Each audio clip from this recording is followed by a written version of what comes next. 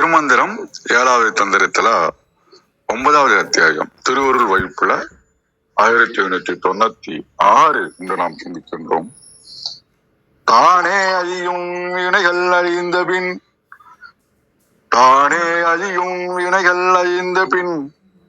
நானே அருகிலன் நந்தி அறியும் கொள் ஊனே உருகி உணர்வை உணர்ந்த பின் தேனே அணையன் நம் தேவர் பிரானே. ரொம்ப ரியாலிட்டிக்கா திருமலை நம்மளுக்கு பேசுறாரு. வினைகள்லாம் அழிஞ்சதுக்கு அப்புறம்தான் நாம நம்மளை அறிய முடியும். ஏன்னா அந்த பிறவியுடைய நோக்கமே வினைகளை கழிப்பதற்கு தான், இல்லைங்களா?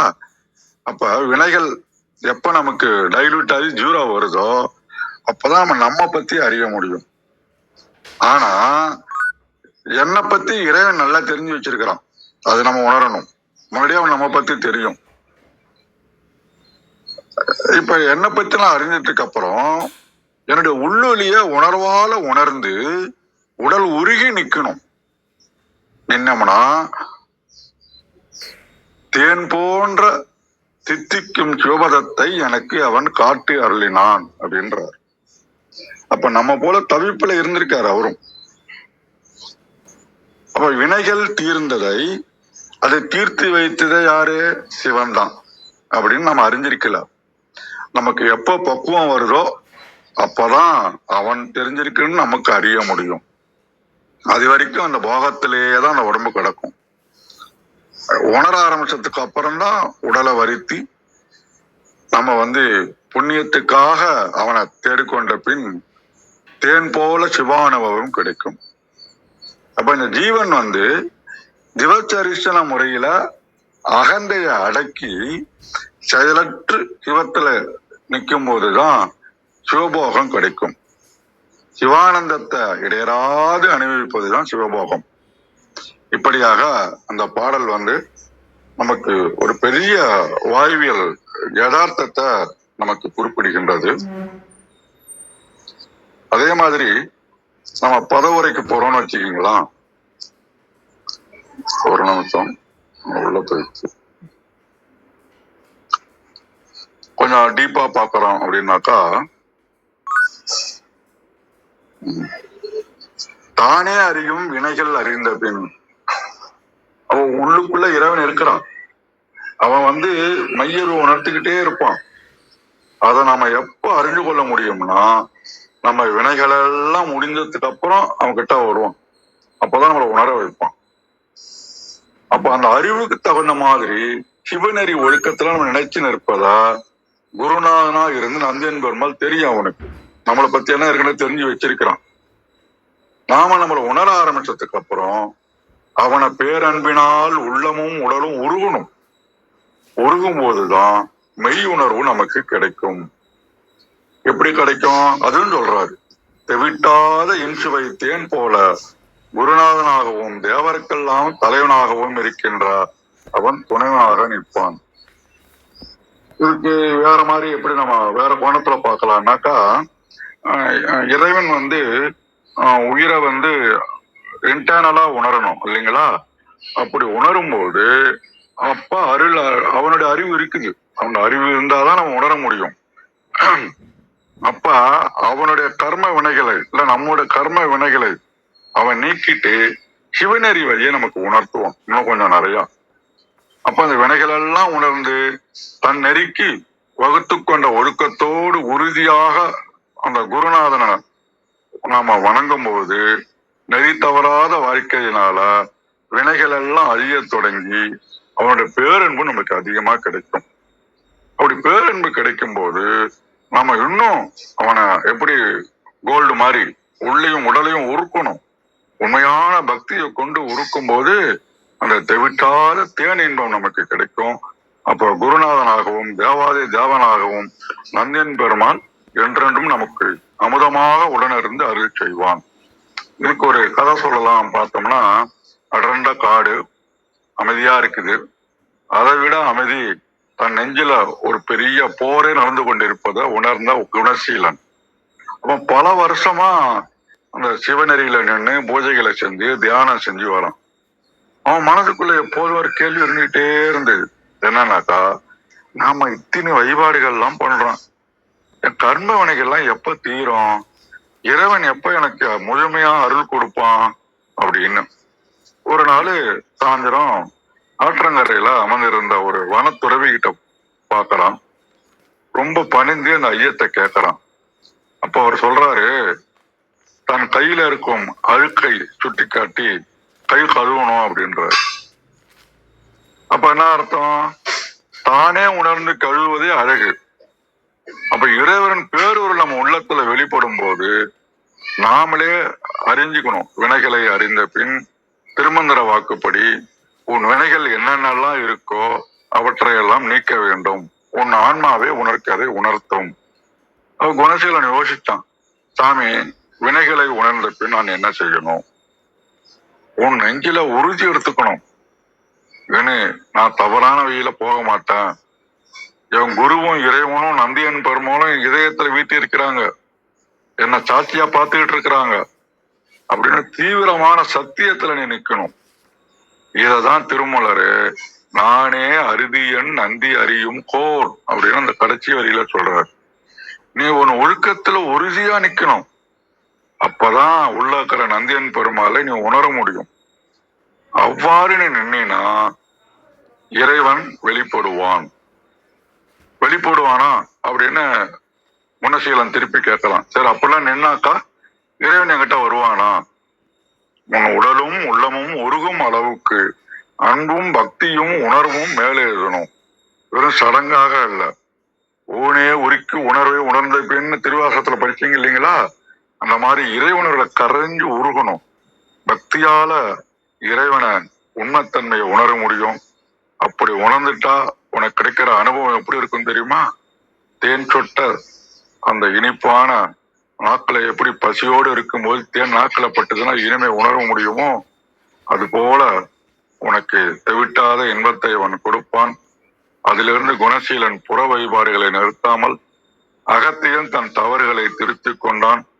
தன்னுடைய ஒழுக்க நெறியில் உறுதியாக நின்றான். மெல்ல மெல்ல அவனது உள்ளம் அன்பால் உருகத் தொடங்கியது. நந்தியன் பெருமாள் பேரொருள் அவனுக்கு கிடைத்தியது. இனிமையான தேன் அவனுக்கு நிறைந்திருப்பதை மெய்யாகவே உணர்ந்தான். கருத்து என்னன்னாக்கா, வினைகளை எப்போ உணர்ந்து ஒழுக்கத்துல நம்ம உறுதியா இருக்கிறோமோ அப்ப அன்பால உடலும் உள்ளமும் உருகும். இறைவன் நமக்கு அமுதமாய் அருள் புரிவான். டே டு டே அப்ளிகேஷன்ல போனாக்கா நம்ம நிறைய சுய ஆய்வும் தவறுகளை உணர்வும் செய்யணும். தானே அறியும் வினைகள் அதை நம்ம செய்யணும். செல்ஃப் இன்ட்ரோஸ்பெக்ஷன் பண்ணணும். அப்புறம் செல்ஃப் கண்ட்ரோலும் வாக்குறுதியும் இருக்கணும். நமக்கு நாமே who is a very good person in the world அப்படின்னா ஹூ கண்ட்ரோல் இட் செல்ஃப் அப்படின்ற மாதிரி. அப்ப அர்ப்பணிப்பும் முழுமையான ஈடுபாடும் இருக்கணும். எவ்வளவும் இருந்ததுன்னா நிறைவான வாயுவும் தேன் போன்ற பேரின்பமும் கிடைக்கும். அப்ப செல்ஃப் அவேர்னஸ், சுய பரிசோதனை செஞ்சு கொள்ளுங்கள். செல்ஃப் டிசிப்ளின், ஒழுக்கத்துல உறுதியாக இருங்கள். அன்பும் அர்ப்பணிப்பும் இருங்கள். டெடிகேட் பண்ணிட்டு இருக்கும்போது உண்மையான பேரன்பு, ஹாப்பினஸ் நமக்கு கிடைக்கும். நம் குறைகளை நாமே உணர்ந்து நெறிகளை தவறாமல் கடைபிடித்து அன்போடு வாழும்போது இறைவன் நம் ஆய்வில் இனிப்பாக தேனாக அருள் புரிவான் என்று கூறி தலத்தை கௌரியமாவிடம் ஒப்படைக்கின்றேன். மிக்க நன்றி. நன்றிங்க ஐயா, மிக்க நன்றி. மிக அருமை ஐயா, மிக அருமையான விளக்கம், நல்ல அறிவுரைகள் கொடுத்துருக்கீங்க. மிக்க நன்றி. வாங்க விந்தியாம்மா, வணக்கம் அம்மா. அனைவருக்கும் வணக்கம். ஓம் சிவசக்தி போற்றி, ஓம் திருமூலரே போற்றி. 1796வது திருமந்திரம். தேனே அணைய தேவர் பிரான். திருமந்திரம். தானே அறியும் வினைகள் அழிந்த பின் நானே அறிகிலன் நந்தி அறியும் கொல். ஊனே உருகி உணர்வை உணர்ந்த பின் தேனே அணையன் நம் தேவன் பிரானே. அருமையான திருமந்திரம். என் துன்ப வினைகள் விலகி போக நான் இன்ப நிலை பெறும் பக்குவம் அடைந்ததை நானே உணர்ந்திருக்க வேண்டும். ஆனால் நான் அறியவில்லை. ஆனால் எம் இறைவன் அறிந்து கொண்டார். அறியும் கொள் அறிவார். நான் உள்ளம் உருகி உணர்வு பூர்வமாக பரம்பொருளை உணர்ந்த போது அப்பெருமான் தேன் போல் என்னுள் தித்தித்தான். என் பிறவி நோய்க்கு மருந்தும் ஆயினான். ஊன் உடம்பு. கழக வெளியீட்டில் ஆறுயிரின் இருள் சேர் இருவினையும் அருளால் அழிந்த பின் அவ்வுயிர் தன்னைத்தானே திருவருட் துணையால் அறியும்.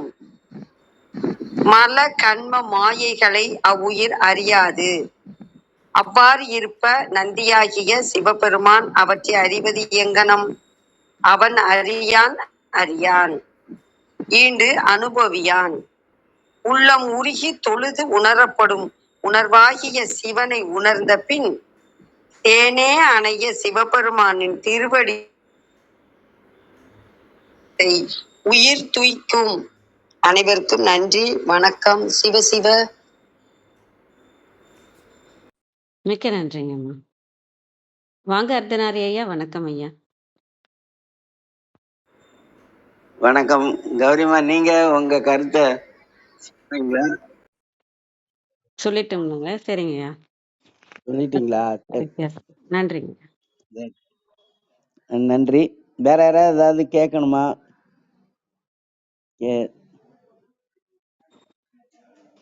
சரி, இந்த பாடல் வந்து ரொம்பவும் அருமையான பாடல். அருமையா எல்லாமே 3000 பாடலுமே அருமையான பாடல் தான். ஆனா கூட இங்க என்னன்னா, இதுல சைவ சித்தாந்தத்தினுடைய கோட்பாடு 2 இருக்கும். அந்த 2 விஷயத்த இங்க வந்து திருமூலர் சொல்றாரு. ஒண்ணு, நம்முடைய பிறவிக்கே காரணமாக இருப்பது வினை. அந்த வினை அப்படிங்கிறது இருவினை. ஆனா வினை வந்து 3: ஆகாமியம், பிராத்தம், சஞ்சிதம். ஆனா இந்த 3 2ஆவது சொல்லுவாங்க இருவினை அப்படிங்கிறது. திருவள்ளுவரும் கூட கடவுள் வாழ்த்திலேயே 5வது திருக்குறள்ல இருள் சேர் இருவினையும் அப்படின்னு சொல்லியிருப்பாரு. இந்த 2 வினை என்ன அப்படின்னு சொன்னா, ஒண்ணு நல்வினை, இன்னொன்னு தீவினை. இந்த திருக்குறள்லயே 21வது அதிகாரம் பாத்தீங்கன்னா தீவினை அச்சம் அப்படின்னு இருக்கும். தீவினைக்கு நாம் அஞ்ச வேண்டும் அப்படிங்கிறது. தீயவை தீய பயத்தலால் தீயவை தீயினும் அஞ்சப்படும் அப்படிங்கிறது.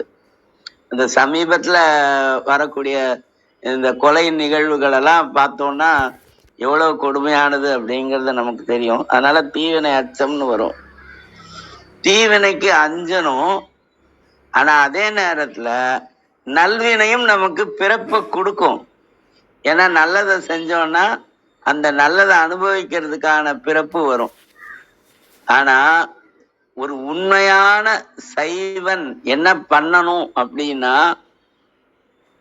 இனி நான் பிறக்க கூடாது, பிறவி வேண்டாம் அப்படின்னு நினைக்கிறது தான் உண்மையான சைவம் அப்படின்னு எனக்கு சைவ சித்தாந்தம் சொல்லி கொடுத்தவர் சொன்னாரு. அதனால பிறக்காமல் இருக்கணும் அப்படின்னு சொன்னா வினை தீர வேண்டும் அப்படிங்கிறது. இந்த வினை தீர்றதுக்கு தான் நம்ம சைவ சித்தாந்தத்துல என்ன சொல்லியிருக்காங்கன்னா, இருவினை ஒப்பு அப்படின்னு சொல்லியிருக்காங்க. இந்த இருவினை ஒப்பு அப்படிங்கிறது என்னன்னா, அதுதான் அப்பர் பெருமான் சொல்வாரு, ஆட்டு வித்தால் யார் ஒருவர் ஆடாதாரே, பாட்டு வித்தால் யார் ஒருவர் பாடாதாரேன்வர். எல்லாமே நீ செய்யற, நான் எதுவும் செய்யல அப்படிங்கிற அந்த சிந்தனை இருக்கு பாருங்க, அதுதான் இருவினை ஒப்பு அப்படிங்கிறத கொடுக்கும். இப்ப அதாவது ஒருத்தர் நமக்கு உதவி செய்யறாருங்க, செய்யும்போது அவர் செய்தார் அப்படின்னு அந்த தனி மனிதரை நினைக்காம இறைவனே நமக்கு வந்து உதவினான் அப்படின்னு நினைக்கிறதும், சரி நம்ம யாருக்காவது உதவி செய்தாலும் நான் செய்தேன் அப்படின்னு சொல்லாம இறைவனே செய்யுமாறு பணித்தான் அப்படின்னு நினைக்கிறதும், அப்ப அந்த வினை யார்கிட்ட போயிடும்னா இறைவன்கிட்ட போயிடும். இறைவன்கிட்ட வினை போகும்போது அங்க நன்மையும் கிடையாது, தீமையும் கிடையாது. இந்த நன்மையும் தீமையும் இல்லாத தன்மைக்கு என்ன பேருன்னா நடுநிலைமை அப்படின்னு சொல்றது. அது வள்ளல் பெருமானுடைய அகவல்ல விருப்போடு இகலுறு வெறுப்பும், இகல்னா பகை, விருப்போடு இகலுறு வெறுப்பும் தவிர்த்து அருட்பேர் அளித்த அருட்பெருஞ்சோதி அப்படின்னு. எந்த ஒன்றையும் நாம் விருப்பத்தோட பார்க்க கூடாது, எந்த ஒன்றையும் வெறுப்போடவும் பார்க்க கூடாது. விருப்பத்தோட பார்த்தா அதோட தீமை நமக்கு தெரியாமலே போயிடும், வெறுப்போட பார்த்தா அதோட நன்மை நமக்கு தெரியாமலே போயிடும். அதனால நடுநிலையோட பார்க்கணும். அப்படி இருவினை ஒப்பு வந்த பிறகு மலபரிபாகம் அப்படிங்கிறது ஏற்படும். ஆணவம், கண்மம், மாயை, இந்த 3 மலங்கள்ல சைவ சித்தாந்தத்தின்படி பார்த்தோம்னா மாயையும் கண்மமும் நீங்கும், ஆணவம் குறையுமே தவிர நீங்காது. ஆணவ மல வாசனை அப்படின்னு சொல்லியிருப்பாங்க. இளையராஜா கூட இது காலி பெருங்காய டப்பான்னு ஒரு பாட்டு பாடியிருப்பார்ல, அது மாதிரி ஒரு விஷயம் இருக்கும். அதனால ஆணவம் கொஞ்சமாச்சும் இருக்கும் அப்படின்னு சொல்லுவாங்க. அதனால அந்த இருவினை ஒப்பு வந்த பிறகு மலபரிபாகம் வந்துடுச்சுன்னா, மலபரிபாகம்னா மல நீக்கம் அப்படிங்கிறது. அந்த மல நீக்கம் வந்த பிறகு நமக்கு இயல்பா என்ன ஆகும்னா சத்தினிபாதம் வாய்க்கும். அந்த சத்தினிபாதம் தான் நமக்கு அருள் சக்தி அப்படிங்கிறது. இந்த துரோதாயி மறைப்பாற்றல், மாயை. இந்த மாயை விலக விலகதான் அருள் சக்தி நமக்கு பதியும். அருள் சக்தி நமக்கு பதிஞ்சாதான் நமக்கு அந்த உருக்கம் அப்படிங்கிறது கண்டிப்பா வரும். அதனால உருக்கம் அப்படிங்கிறது தான் கடவுள்கிட்ட நமக்கு இறுக்கத்தை கொண்டு போய் கொடுக்கும், நெருக்கத்தை கொண்டு போய் கொடுக்கும். அப்படி உருகுவதால் தான் அந்த நெருக்கம் வரும். அந்த நெருக்கம் வந்துடுச்சுன்னா அருள் ஆற்றல் நமக்குள்ள பதியும். அதை வள்ளலார் அருள் அனுபவம் அப்படின்னு சொல்லுவாருங்க. 1 உலக அனுபவம், 2 உயிர் அனுபவம், 3 ஞான அனுபவம், 4 அருள் அனுபவம். இப்படி 4 விஷயம் இருக்குன்னு வச்சுக்கோங்களேன். இதுல அந்த அருள் அனுபவம் வரும்போதுதான் குருவும் இறைவனும், குருவாகிய நம்பியம்பெருமானும் இறைவனாகிய சிவபெருமானும் நம்முடைய புலன் 5லும் அப்புறம் அந்த கரணங்கள் 4லும் அப்புறம் அறிவு 6லும் உயிரிலும் ஆன்மாவிலும் இருந்து நம்மை உருக்கி அதுக்கப்புறம் நம்மை பார்த்து கொள்வார்கள் அப்படிங்கிற ஒரு விஷயம். இதுக்கு வள்ளல் பெருமானோட பாடல் ஒண்ணு இருக்கு, ஞான சரியை அப்படின்னு ஒரு 28 பாட்டு சொல்லியிருப்பாரு. அதுல முதல் பாட்டை பார்த்து நம்ம என்னோட உரையை நான் முடிச்சுக்கலாம் அப்படின்னு நினைக்கிறேன். வேற ஏதாவது சொல்லணுமா, கேட்கணுமா?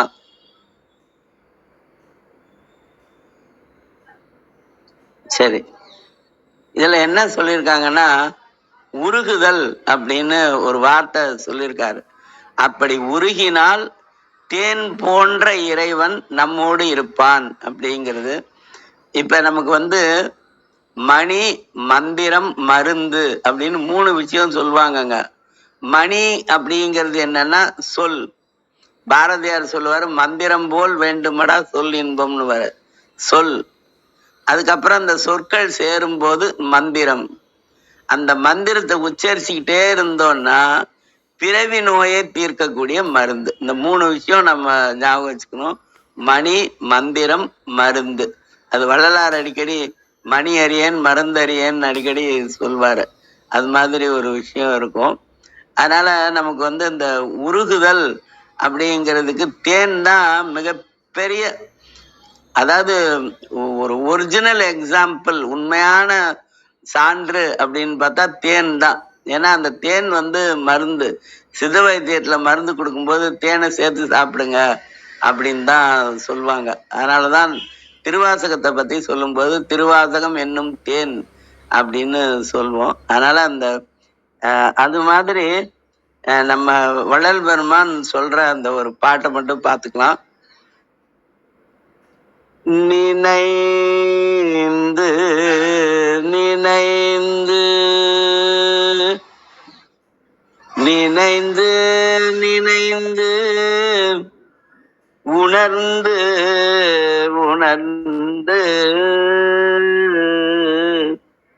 நினைந்து நினைந்து உணர்ந்து உணர்ந்து நெகிழ்ந்து நெகிழ்ந்து நினைந்து நினைந்து உணர்ந்து உணர்ந்து நெகிழ்ந்து நெகிழ்ந்து அன்பே நிறைந்து நிறைந்து இது வரைக்கும் 4 சொல்லிருக்காரு. நினைந்து உணர்ந்து நெகிழ்ந்து அன்பே நிறைந்து. நினைந்து நினைந்து உணர்ந்து உணர்ந்து நெகிழ்ந்து நெகிழ்ந்து அன்பே நிறைந்து நிறைந்து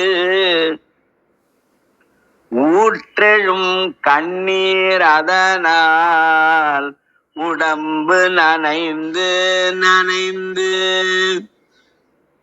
வீட்டை கழுவ தண்ணீர் வேணும், ஆனா மனசை கழுவ கண்ணீர் வேணும். ஊற்றெழும் கண்ணீர் அதனால் உடம்பு நனைந்து நனைந்து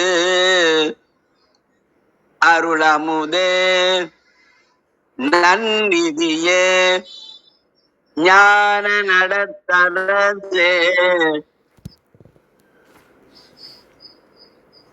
அருளமுதே நன்னிதியே ஞான நடத்தரசே என் உரிமை நாயகனே என்று வணைந்து வணைந்து ஏத்துதும் நாம் வம்மின் உலகியலீர்.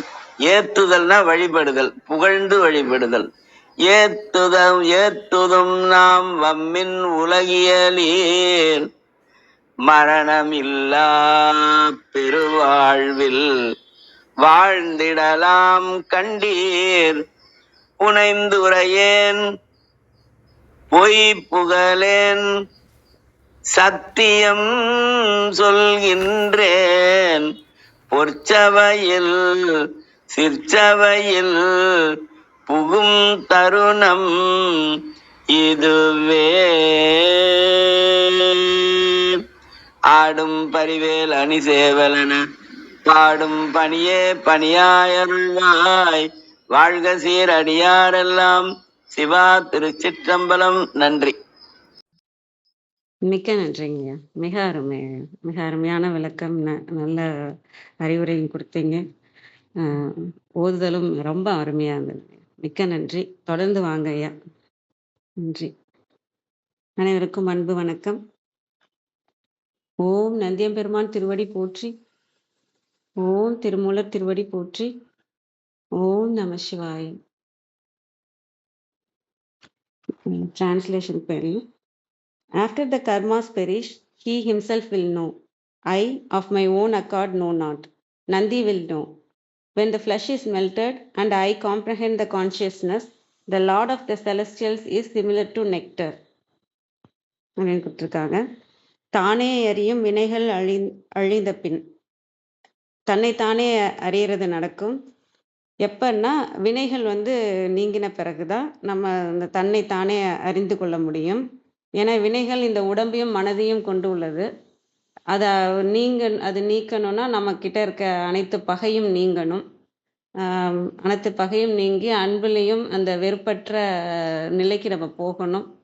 யாரு நம்ம கிட்ட பகையா இருந்தாலும் சரி, யாரு நமக்கு பிடிக்கலனாலும் சரி, நம்ம அந்த அன்பிலே நிற்கணும். நம்ம அந்த இறை அன்பிலே நிற்கணும். யார்கிட்டையும் அந்த வெறுப்பையோ பொறாமையோ கோவமோ எதுவும் காமிக்க தேவையில்லை. ஏன்னா இது அந்த நான்ன்ற இடத்துல இருக்கிற ஒரு விஷயந்தான், மாயைக்கு உட்பட்ட விஷயந்தான். அதில் நம்ம காமிக்கணும். அந்த இதை நம்ம எடுத்து நம்ம வினைகளை சேர்த்துட்டு போகணுன்ற அவசியம் இல்லை. நம்ம அன்பிலே இருக்கணுங்கிறதுல உறுதியாக இருக்கணும். அதே மாதிரி நம்மளோட வெறுப்பு தான் இன்னொருத்தவங்கள்ட்ட இருக்க அந்த வெறுப்பாகவே மாறும். ஒரு இடத்துல இருந்து வெறுப்பு வருதுன்னா அதை நம்ம ஏற்றுக்கலைன்னா அது ஒரு நம்ம பகையாக மாறாது. ஒருத்தவங்க உங்கள்கிட்ட வெறுப்பு காமிக்கிறாருனாலும் உங்களுக்குள்ள அவங்களுக்கான நீங்கள் கொடுக்குற வைப்ரேஷன் அன்பாகவே இருந்ததுன்னா அது மாறும். அங்கே அப்படிலாம் மாறாதுன்னு நீங்கள் நினச்சிங்கனாலும் நம்ம இறைவனையே போய் சேரலாம். நம்ம இங்கே யாரையும் மாற்றணுன்ற கடமை நமக்கு இல்லை. இறைவனை போய் சேரணுன்ற கடமை தான் நமக்கு இருக்குன்றதுனால நம்ம அந்த அன்பலே நின்று அந்த இறைவனோட போகும்போது இந்த வினைகள் நம்மளை விட்டு போகும். இன்னமும் நம்ம சேர்த்துக்காம இருப்போம். நானே அறிகிலன் நந்தி அறியுங்கொள். நான் அறிய முடியாது. ஏன்னா நான்ன்ற விழிப்புணர்வே வேற. அந்த மாயைக்கான கண்ணு தான் நான் என்ற இடத்துல இருக்கு. அந்த மாயைக்கான கண்ணுல நம்ம பார்க்கும்போது இந்த உலகத்தை எப்படி பார்ப்போம்? ஒண்ணுமே ஒரு படம் மாரி தான் பார்ப்போம். நேத்து பேசுன மாரி தான். ஒரு சிங்கம் படம் மாரி தான் பார்ப்போமே தவிர, ஒரு உயிரோட சிங்கம் இருக்குன்னா கூட நம்ம கண்ணுக்கு தெரியாது. ஏதோ ஒரு சிங்கம் படம் போல் இருக்கு அப்படின்ற மாரி தான் நம்ம பார்ப்போம். ஏன்னா, நான் என்ற அந்த ஊனான இந்த கண்ணால நம்ம பார்க்குறது மாயை விஷயத்த தான் பார்க்க முடியும். அதால இறைவன உணர முடியாது. அப்ப நம்ம விழிப்புணர்வே மாறணும். நம்ம எந்த வகையில நம்ம இந்த அ உலகத்த பார்த்துட்டு இருக்கோமோ, அதுவே எப்ப மாறும்னா, நந்தியால தான் அந்த தன்னை தானே தான் இறைவன் அறிந்து கொள்றாரே தவிர, நம்ம அந்த நான் என்ற ஒரு விஷயத்துலருந்து நம்ம உலகத்த மாத்தி பார்க்க முடியாது. அந்த இறை விழிப்புணர்வுக்கு நம்ம மாறினா தான், அந்த நம்ம இறையோட விஷயத்துலேருந்து அந்த அனுபவத்துக்கு போக முடியும். ஊனே உருகி உணர்வை உணர்ந்த பின். இந்த உடலையும், இந்த மனதையும், அந்த நான் என்ற ஈகோவையும் கடக்கணும். முதல் வரையில வினைகள கடக்கணும்னு சொல்ட்டாங்க. அடுத்ததுல நான் என்ற ஒரு விஷயத்த, நம்மளோட விழிப்புணர்வுன்ற ஒரு விஷயத்த கடக்கணும். அடுத்தது இந்த உடலுக்கான உணர்ச்சிகள் எல்லாமே இருக்கு. அதுக்கான உணர்வுகள் இருக்கு. அதையும் கடந்து தான் நீங்க போகணும். இறை உணர்வுக்கு போகணும். 2 பாடலுக்கு முன்னாடி சொன்னாங்க இல்லையா? அவர பார்க்க முடியாது, கேட்க முடியாது. அவர் இறைவன வந்து காண்டற்கரியன், கருத்திலன், தீண்டறுதற்கும் சார்தற்கும் இது மாரி எதுவுமே நம்மளால பண்ண முடியாது. அவர என்ன பண்ண முடியும்னா, உணர தான் முடியும். அப்ப நம்மளோட இறை உணர்வுக்கு தடையா எதெல்லாம் இருக்குன்னா, நம்மளோட மத்த உணர்ச்சிகள், உணர்வுகள், மத்த உலகியலுக்கான விஷயங்கள் எல்லாமே நமக்கு தடையா இருக்கு. அப்ப நான் இறைய உணரதான் முடியும் அப்படிங்கிறப்ப, அந்த உணர்வு நிலையில வந்து நம்ம சுத்தத்த கொண்டு வரணும். உணர்வு நிலையில சுத்தத்த கொண்டு வரணும்னா, அங்க அன்ப கொண்டு வந்து வச்சுட்டோம்னா, இறைவன கொண்டு வந்து வச்சுட்டோம்னா, நம்ம அங்க சுத்தம் பண்ண முடியும். மத்த மத்த உணர்ச்சிகளுக்கு அடிமையாக போகாம, நம்ம அந்த சுத்தமான நிலையில அந்த உணர்வு நம்ம சுத்தம் பண்ண, அங்க நம்ம இறை உணர்வையும் நம்மளால உணர முடியும். தேனே எனை என தேவர் பிரானே. தேனே என்ன என்னை ஆண்ட தேவர் பிரானே. இந்த மாதிரி நம்ம வந்து வினைகள நீங்கிறதுக்கான வழிகள பார்க்கணும். அந்த நான் என்ற ஈகோல இருந்து நான் தான் பெரியவன், நான் தான் சரி, நான் தான் கரெக்ட்டு, என்ன தான் மதிக்கணும் அப்படிங்கிற அந்த இதுல இருந்தெல்லாம் நம்ம ஏன்னா இப்ப உலகம் இயங்குறதே என்னன்னா, அந்த அந்தஸ்து அப்படின்ற ஒரு விஷயம் தான். நான் பார்க்குற ஒரு விஷயம் எல்லா இடத்துலயும் இருக்கிறது. பெருமைக்காக பண்றது. உங்க பிள்ளைகளுக்கு பண்றதா இருந்தாலும் பெருமைக்காக பண்றது. உங்க ஒரு நல்லது செய்யறதுனாலும், கோயிலுக்கு குடுக்கறதுனாலும், எல்லாமே வந்து பெருமைக்காக பண்ற ஒரு விஷயமா, அது ஈகோவ சேர்க்கிற ஒரு விஷயமாக ஆயிடுச்சு. தானம், தர்மமாகட்டும், நம்ம பேசுற விஷயங்களாகட்டும், எல்லாமே வந்து நல்ல பேருக்காகவும், நல்ல அந்தஸ்துக்காகவும், பெருமைக்காகவும் நம்ம ஏன்னா அது மனதுல இருந்து பண்றதுனால எல்லாமே ஈகோவ போய் சேர்ந்துருது. நான் தான் செய்றேன், நான் தான் இறைவனுக்கே நாம தான் குடுக்குறோம் அப்படிங்கிற மாதிரியும், மத்தவங்க நம்ம நல்லா சொல்லணும். மத்தவங்கன்னு அந்த அம் மத்தவங்களுக்காகவே நம்ம வந்து அந்த எதனால அந்த மத்தவங்கன்றதுனா நம்ம என் ஈகோவ யாரும் டச் பண்ணக்கூடாது. என் ஈகோ நல்லா இருக்கணும் அப்படிங்கிறதுக்காக. அதெல்லாம் விட அந்த செல்ஃப்ன்னு போகாம நமக்குள்ள இருக்கிற அந்த இறைவனோட செல்ஃப நம்ம புடிச்சுக்கிட்டோம்னா, உண்மையான அந்த தான் என்ற தன்மைய நம்ம புடிச்சுட்டு போகணும். அந்த ஈகோலேருந்து வெளியில வரணும். இங்க எல்லாமே நம்ம காமிக்கிற ஒரு விஷயம் தான். நான் இங்க நல்லா இருக்கிறேன், நல்லா இல்லைங்கிறத நாம உணர்ற விஷயம் தான். அதனால அந்த ஈகோவையும் விடுத்து, அந்த வெறுப்புன்ற ஒரு விஷயத்தையும் மெயினா விடணும். நம்ம குடும்பத்திலயும் சரி, நம்ம நம்ம க்ளோஸா இருக்கிறவங்க, நம்ம உலகத்த பார்க்கறதுக்கு முன்னாடி நம்ம வீட்ல இருக்கிறவங்க, நம்ம கூட இருக்கிறவங்க சந்தோஷமா இருக்கிறாங்களான்றத பார்க்கலாம். நம்ம கூட இருக்கவங்களோட அன்பா இருக்கலாம். எ உங்களோட பார்ட்னரா இருக்கவங்க, உங்க பிள்ளையா இருக்கிறவங்க, அவங்கலாம் வந்து யார் யாருக்கோ போய் பொறந்திருக்கலாம். யார் யாரையோ கல்யாணம் பண்ணியிருக்கலாம் இல்லையா? உங்கள நம்பி ஒருத்தவங்க வந்திருக்காங்க அப்படிங்கிறப்ப, உங்களால முடிஞ்ச அன்ப காமிக்கிறது. ஏன்னா உங்கள நம்பி ஒருத்தவங்க அந்த ப இ சே இது வந்திருக்கிறாங்க அப்படிங்கிறப்ப, அது கணவனா இருந்தாலும் சரி, மனைவியா இருந்தாலும் சரி, பிள்ளைகளா இருந்தாலும் சரி, உறவுகளா இருந்தாலும் சரி, உங்களுக்காக பெர்சனலா அனுப்பப்பட்ட குரு அவங்க. உங்களுக்கான ஒரு குருவா இருந்து உங்கள வழிநடத்த தான் வந்திருக்கிறாங்க. அப்படிங்கிறப்ப உங்களால முடிஞ்ச அன்ப உங்களுக்குள்ள ஃபர்ஸ்ட் சர்க்கிள்ல உங்களால அன்ப அ காமிங்க. அதுக்கப்புறம் உலகத்துல இருக்கவங்க எல்லார்ட்டயுமே ஒரே அன்பாக காமிங்க. எல்லாமே யாரெல்லாம் இங்க இருக்கிறவங்க எல்லாருமே உங்களுக்கு குருவா இருக்கிறதா வந்திருக்கிறாங்க. அது நல்ல அனுபவம், கெட்ட அனுபவம்னு பிரிச்சு நம்ம பார்த்துக்கிறோமே தவிர, எல்லாருமே இங்க தேவர்களாக, தேவதைகளாக தான் நம்மள சுத்தி இருக்கிறாங்க. நம்ம அதை பார்க்குற பார்வையிலையும் நம்ம உணர்வுல நம்ம அன்புல இருக்கிற ஒரு விஷயம்தான். நீங்க பகையா பார்த்து வெறுப்ப குடுத்துட்டே இருந்தீங்கன்னா, அதுதான் உங்களுக்கு ரிஃப்ளெக்ட்டா திரும்ப வர்றது. நீங்க என்ன குடுக்குறீங்களோ அதுதான் திரும்ப வர்றது. இல்ல அவங்க தான் குடுக்குறாங்கனாலும், நீங்க எப்படி இருக்கணும்? நம்ம இறைவன போய் சேர்றதுல தான் இருக்கிறோன்றக்கப்ப, நீங்க அன்புல இருந்து அன்ப மட்டுமே குடுங்க. அன்ப மட்டுமே விதைங்க. அந்த விதைக்கான வளர்ச்சி கண்டிப்பா நமக்குள்ள இருக்க தான் செய்யும். அ அதெல்லாம் தான் இதுல சொல்றதா நான் பார்க்குறேன். இப்படி இருந்தோம்னா, அந்த தேவர் பிரான் வந்து நம்மள அந்த நான்ன்றதெல்லாம் நீங்கி, ஈகோவெல்லாம் நீங்கி, அந்த உணர்வு நிலை அன்பால தூய்மை அடைஞ்சு, அம் நம்ம இறைவனோட இறைவனாக அவர் ஆட்கொள்வார் அப்படிங்கிற மாரி இந்த பாடல் புரியப்படுது. அனைவருக்கும் நன்றி. நிறைவு செஞ்சுக்கலாங்களா? நன்றி. இன்று எங்களுடன் இணைந்த அனைத்து உள்ளங்களுக்கும் எங்களது மனமார்ந்த நன்றிகள். மீண்டும் நாளை காலை 6:30 மணிக்கு சந்திப்போம். கௌரிமா, டைம் இருக்கா? இருக்குங்கம்மா. நீங்க இருக்கிறதே தெரியலையாம்மா. வாங்கம்மா. வணக்கம் அம்மா. நான் இன்னைக்கு கொஞ்சம் லேட்டா வந்தேன். பட் அர்த்தநாரியா பேசுற விந்தியம்மா ஆரம்பிக்கும் போதே நான் வந்துட்டேன்.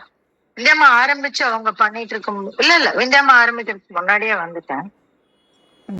சரிங்கம்மா. நான் இப்ப எனக்கு வரல. நான் அப்டேட் பண்ணலன்னு நினைக்கிறேன்.